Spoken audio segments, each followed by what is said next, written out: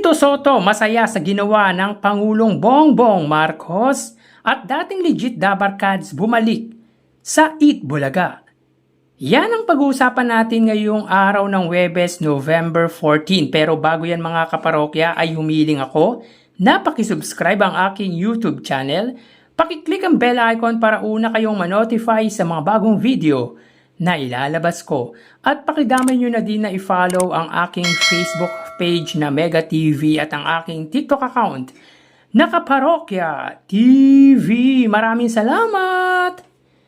So yun nga mga kaparokya, upon checking sa official Facebook account ng dating Senate President at isa sa original host ng Eat Bulaga na si Tito Soto or Tito Sen, ay masaya itong ipinost ang panukalang batas nito na nilagdaan ng Pangulong Bongbong Marcos. So basahin natin ang caption na post ni Tito Soto. Batas na ang Philippine Maritime Zone Act. Salamat PBBM or Pangulong Bongbong Marcos sa paglagda ng pinakamahalagang batas na ito. Noong 2021, inihain ko ang 2289 na naglalayo na ideklara ang maritime zone ng ating bansa. So, isa na namang achievement ito para sa original host ng Eat Bulaga ang maisabatas ang panukalang ginawa nito 3 years ago. Ito ay para pagtibayin ang pag-aari at karapatan ng ating bansa sa maritime aspect. At isa sa dahilan kung bakit ginawa ang batas na ito dahil sa ginagawang pangharas ng bansang China sa karapatang pag-aari naman ng ating bansa. For sure, galit na naman ang mga Chinese sa pagsasabatas nito dahilan para siraan ang dating Senate President regarding kay Pepsi Paloma na wala naman silang basihan. Remember yung direktor na gustong isa pelikula ang kwento ng yumaong sexy star noong 1980s na dinadawit sa rape case ang Tito Vic and Joey, which is kung tutusin ay hindi naman sangkot si Tito Soto dahil naka-associates po ang pangalan ni Tito Soto sa Tito Vic and Joey kung kaya't nadadamay ito. Well, dapat talaga ipaglaban ang karapatan natin sa pinag-aawayan or pinag-aagawang karagatan. Kung isa ito sa dahilan kung bakit gusto ng direktor na siraan ang dating Senate President, ibig sabihin lang yan na mas paborito sa kumakalaban sa bansa. Ipilido pa lang mga kaparokya, halatang halata na. Kaya salamat dahil may Tito Soto na handang ipaglaban ang karapatan ng ating bansa. At nun ka na matalo as senator ang dating Senate President si Tito Soto. For sure, panalo yan dahil nasa top 3 ang dating Senate President. Kaya gumagawa na ng hakbang ang kumakalaban para siraan ang isa sa original host ng Eat Bulaga na si Tito Soto. Samantala, isang dating legit Dabarkads ang bumisita kamakailan sa Eat Bulaga. So makikita dito sa larawan na magkasama ang Eat Bulaga baby na si Queen Amber Torres at si Taki.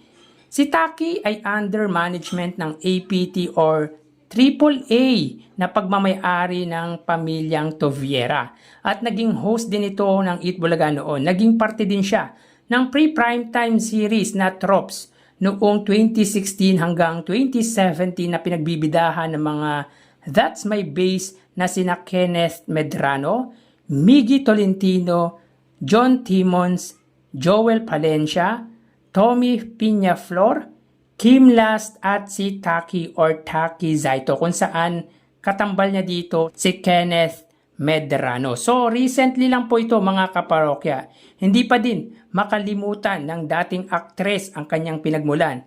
Kaya nga once a legit Dabarkads, always a legit Dabarkads. Samantala punta naman po tayo sa highest views ng dalawang noontime show last episode para sa kanilang main YouTube channel.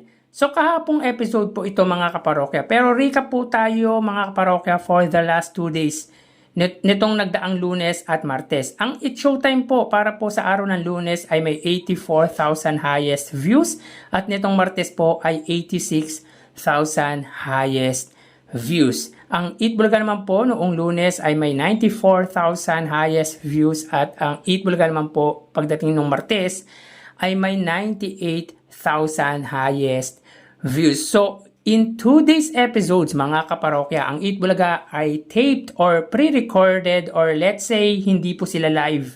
Pero umabot po sila ng 90,000 plus ang views nito sa YouTube. Actually mga kaparokya, almost 100,000 nga ito nitong nagdaang Martes. Samantala ang It's Showtime ay 2 weeks nang kapos na makuha ang target number of views nito na 100,000 huli noong magpasikat week. Mga October 26 na yun mga kaparokya.